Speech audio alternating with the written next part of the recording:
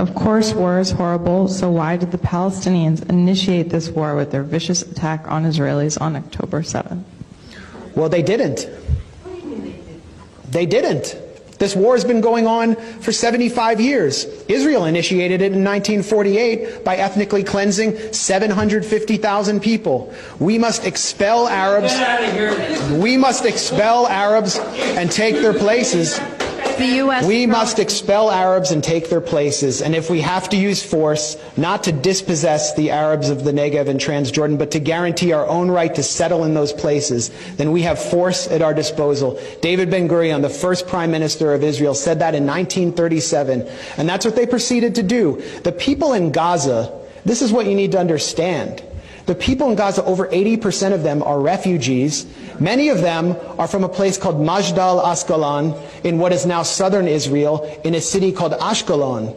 And they were dragged from their homes and driven from their homes, placed in prison camps, barbed wire prison camps, and then dumped in trucks in 1950 into the Gaza Strip, where they would be permanently warehoused.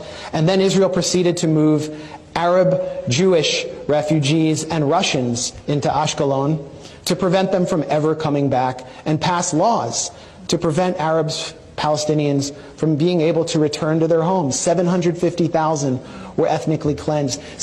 For 18 years, the remaining Palestinians, 100,000, were internally displaced inside Israel. The remaining were put under military rule. They were under military occupation until 1966. Then in 1967, Israel violently, in a war it initiated, occupies Gaza, occupies the West Bank, occupies the Sinai Peninsula, the Golan Heights in East Jerusalem, and then invades Lebanon in 1982, attacking Palestinian refugees there, puts Gaza under siege in 2005.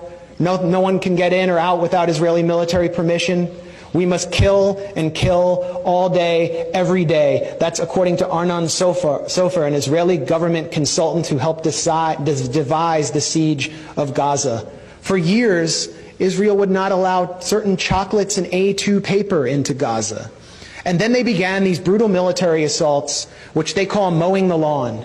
Slaughtering a few people, will leave Hamas intact, but teach them a lesson. And I talked to you about those assaults that took place on Gaza. So this didn't come out of a vacuum. You're not going to be able to hold people under siege, to cut them off from the world, and then expect them to just play along.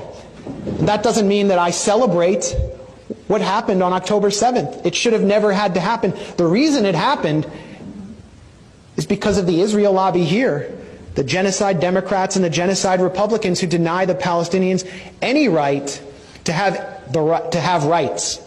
And it's the right to have rights that defines you as a citizen. They're citizens of nothing. And now we see what Israel really thinks of them, really thinks of their children. Gaza has become a graveyard for children, according to UN Secretary General Antonio Guterres.